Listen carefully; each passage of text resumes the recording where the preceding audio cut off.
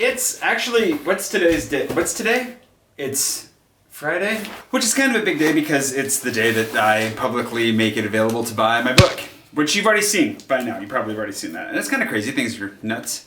Today I want to do, as you may have seen at the beginning of this, I have some footage that I took over the last couple weeks when I was preparing for, releasing the book. I did some time lapses from my views. There were some bumblebees. So what I'm going to do is I figured we'd just talk a little bit today for my Monday vlog. Have a sit down and chat. Just kind of a general update. What's going on? How's life? How are you doing? Let me know in the comments below. Hopefully you're doing well.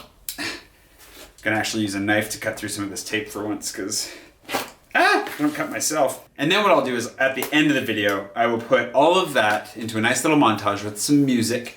It'll be a delightful, hopefully slow pace, something relaxing. You can enjoy the Eiffel Tower, some clouds, some bumblebees, me drawing, just relaxing things to a little bit of music. So that's the treat you have at the end of the video. Obviously, if you want to skip to that, you can. Or if you just want to rewatch it multiple times, you can do that too. Whatever you feel like, it's up to you. I just don't want to slice myself because I don't, not a good time to need to go to the hospital. Anyways, before we cut to the bumblebees in Eiffel Tower, they sent me 2 bags of coffee? Wait a second. Assembly, oh, that's nice. They hope I'm well. I ordered some coffee from Assembly. Assembly is a roaster, originally based out of the UK, and they are now present here in Paris. And I saw that they were doing delivery, and I want to support them. I have some KB coffee up here that I'll make sure to order more of in the not just in the future. Very good. It's an Ethiopian. I don't even remember what I ordered, to be honest, but I got a Rwandan and a Costa Rican, which looked delightful, and I'm looking forward to giving them a try. This is amazing. They were both roasted just under a month ago, and I was kind of worried that maybe I should have ordered 2 bags, and they sent me 2 bags, which is very nice of them. I only paid for 1 bag, so if you've ever wanted to check out Assembly, they also have these really fun little art swatches that they do with each bag of coffee. It's kind of like the individualized design, but they're really nice. I've gone to a couple of their tastings. This wasn't supposed to be an ad for Assembly, but then they gave me extra coffee for free, so let's celebrate that together. It's warm here in Paris as well. I am wearing shorts, and probably will be for the foreseeable future. It is over 70 degrees. It's like 75 or 76 today, which is pretty nuts, and I'm enjoying that. I'm feeling okay. I don't know how you're doing. I've definitely, there's an underlying level of stress to everything that I think we're all experiencing. I've been talking to different friends and family, and I have some friends that are hitting on much harder times than others, some that are doing great. It's a weird time. It's a very, very weird time. So I just kind of thought I would share with you what I've been up to, what I'm doing, how I'm staying busy a little bit, what life looks like here in the city of Paris, which who knows, it's almost like I'm not even in Paris, aside from being able to see the Eiffel Tower from my landlady's balcony. I could be basically anywhere in the world right now because I'm just stuck in my room all the time. So life's pretty much the same in that way. I'm cooking more. I'm gonna try and take a little bit of a mini break here for a few days where I'll still be making, these, but now that the book is out in the world, I would like to actively promote it and try to, get it in front of as many people as possible. Quick flash forward to Sunday. We'll go back to Friday here in a second, but I got a little bit rambly because I'm thinking a lot. I've been thinking a lot, and as I'm sure many of you are. There are a lot of thoughts going through my head, and I'm not doing the best job of expressing them. So I wandered way off from the things that I'm doing to stay busy right now, which are plenty of things like laundry off to the side here, which you can't see. You want to see it? Look, laundry. I have no idea if I'm still in frame properly or not, but obviously putting the book out there was a lot of work. I had to format it. I had to do, there's a lot that has to go into that, to getting that ready. So that's been taking up a lot of my time, but I've started doing 2-minute French slang Tuesdays, which have been a lot of fun. I don't know if you've caught that. They're actually getting less views than my other videos, which is kind of funny, but the engagement's very high. So I know that the people that do watch them tend to like them. If you'd like to learn a little bit of French slang for how to deal with quarantine, you can jump on those. And yesterday we actually had a pizza party for my dad. It was his birthday, which was really cool. We played Mario Kart on the Switch all together as a family between California, Washington, and here. And all ordered pizza. Well, we ordered pizza for our dad and some special treats as well that arrived right on time, thankfully. And we were able to hang out and have a birthday pizza party. And that's one of those small blessings in the midst of all this crazy, chaotic mess that thanks to a little bit of technology and the ability to order pizza, we were able to have a really nice birthday with my dad, even being separated by being halfway around the globe from each other. Tonight, Richard and I are going to be recording the intro and outro for our next podcast. The podcast is still going, and Cameron Hurley is our guest. Coming up, if you read science fiction fantasy, maybe you'll be interested. If you're an artist struggling in these times, it's actually fairly timely because she actually lost her job and then developed a Patreon that basically came in and saved her butt, and is something that she puts a lot of time and energy into now. So fairly timely in that sense, but also just I'm not sure exactly how to go about talking about a lot of these things because I feel like we're in the midst of a crisis for the globe, for all of us. I was going to say for a lot of us, but for the globe, for I think for everybody. And I'm not really sure the best way to go about talking to the situation directly or even sharing my own experience with it. And I'll talk about the future and some stuff here in a minute when we go back to Friday. So I kind of want to focus moving forward a lot on just kind of, I don't know, making stuff that maybe helps us to take a step away from our current reality just for a minute, because we're pretty saturated with stuff that's in our current reality right now. So the podcast is a good place to go. French Slang Tuesdays is going to be a good place to go. I'm going to be trying to take a little bit of a break now that I've finished like the blitz to get the book out there. And one of the things I'm trying to figure out is how to separate my work, life, everything balance when I'm in this tiny, tiny little space all the time and can't go anywhere. So that's a little bit of a challenge that I'm going to be working on, and probably working on the Lego Arc de Triomphe that Natasha gave me because, you know, that'll give me something else to do. But you can definitely expect to see me here every Monday morning, and apparently on Tuesday mornings now as well, with some French Slang Tuesdays. I think I'm going to do 10 of those. I'm just going to make like a set series, see how it goes, see how you guys like it.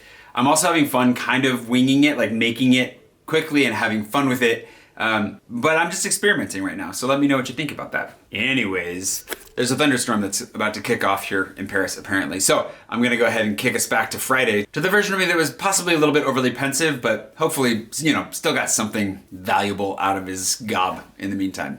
And even now, I totally forgot to say that the launch went really well. Thank you to everybody who grabbed a copy, and thanks to everybody for taking me up on my offer for a freebie as well, for those of you that, you know, are in a tight spot. That's actually one of the things that brought it home for me, how many people are facing trying times, was that specifically. So it's given me a lot of pause to stop and think about, like, how do I approach these things and talk about them sensitively moving forward. I take it really seriously, so I'm gonna be thinking about it. Anyways, back to Friday. But as for the future, like, my dad was planning to come and visit me for my birthday this summer, which I really hope can happen. But I'm also, I mean, everything's being canceled, and, you know, events are canceled, and I don't know about travel, and I just kind of feel like I'm personally hunkering down to be here for a long time. I don't know how long. I'm not setting a date on it. I'm not like even setting like a mini date for my mind. I think in a way, kind of the same way that I might be dissociating a little bit from reality to keep the stresses of all of this situation from too deeply impacting me. But I also think that I'm doing that to just kind of, as a survival tactic, to be in this for the long haul. It's interesting to think about how, like, living on the ship, living in hardship conditions of their own variety when I was on the ship, being on the road and living in hotels and airports for years, I've had a lot of solitary time as a very non-solitary person, and gone through a lot of the difficulty and the loneliness that brought on, like very deep and very profound loneliness and depression, and I've definitely gone through my fair share of that struggle. And so in a way, it's really weird, but I've said this to a few people, I kind of feel like I've been preparing for this for my whole life. Not my whole life, but like for a while. I feel like I'm well trained to go into this period of confinement, to the point that I've been in it for a month now, self-imposed and now government imposed. And time is kind of flying, and I feel like I've taken, I don't know, I actually feel pretty good overall. Like, this is kind of the break in a weird way that I needed, which I feel bad saying, but to be honest, like, it's removed a lot of pressure to do a lot of things that I was doing more because I felt I had to than I really wanted to or really had to at all. I was putting a weird pressure on myself to do things out in the city and around that I just needed a break from. And apparently I wasn't strong enough to make myself take that break. And now that I've been made to take that break, I'm just doing a lot better. Not to say I'm not having some hard days. I have had some friends with some close calls, like I said, or some others who are being very deeply affected by this that have left me. I've had a couple of tearful nights. I won't lie. I've had some really stressed out moments. And so those are in there. And I don't know if it's just a survival tactic, like my brain is kicking in to keep me separated from that for the most part. But I don't know. I'm just trying to focus on what can I do today? Like, what little thing? And like right now, what I figured I would do is make this And then my internet was bugging out upstairs, so I came back down here and I'm going to record a chapter of my book, audio, for my friend Natasha, who's been really sick for a long time, who can't really go out, who's been, you know, she's doing better this week, thankfully, she's doing great, but she spent a lot of time kind of lying around. And you might have seen on Twitter, she said that she was hospitalized at one point, which was really scary. It was one of those scary moments for me. I was really scared, actually, because of that. And so I kind of thought, well, what can I do to help encourage her? And I'm not planning on making an audiobook of the book, but she can only really listen to things at various points. And so I was like, you know what, I'll give her something to listen to. And so that's a nice proactive way that I can reach out and do something for someone I hope that she likes and appreciates. But, you know, try to add something and give something to someone and focus on being helpful and adding to someone else's life instead of focusing on how weird and miserable my existence could otherwise be. And I think that's one really good way that I don't know, it's not really even distracting myself, but it's giving myself something else to focus on that is bringing about something positive, and even if it has a very limited impact, is something that, you know, makes the world a slightly better place in the midst of all this craziness. That's basically what's going on with me. I talked for a little bit longer than I planned on talking there. Hopefully you're still here for the good stuff. I'm gonna go ahead and leave you with a little montage now of the footage that I've accumulated over probably like the last week. Just little snippets here and there when I saw bees just outside my window or when I saw the clouds going by upstairs. And I will see you again here bright and early one of these mornings sometime soon for, you know, whatever's going on here. I hope you're doing well. Please take care of yourself. Make sure you take very good care of yourself, and then see if you can't find somebody you can reach out to. You know, maybe you can brighten their day a little bit. And I think you'll find that your day is brighter too as a result. At least that's what I'm finding.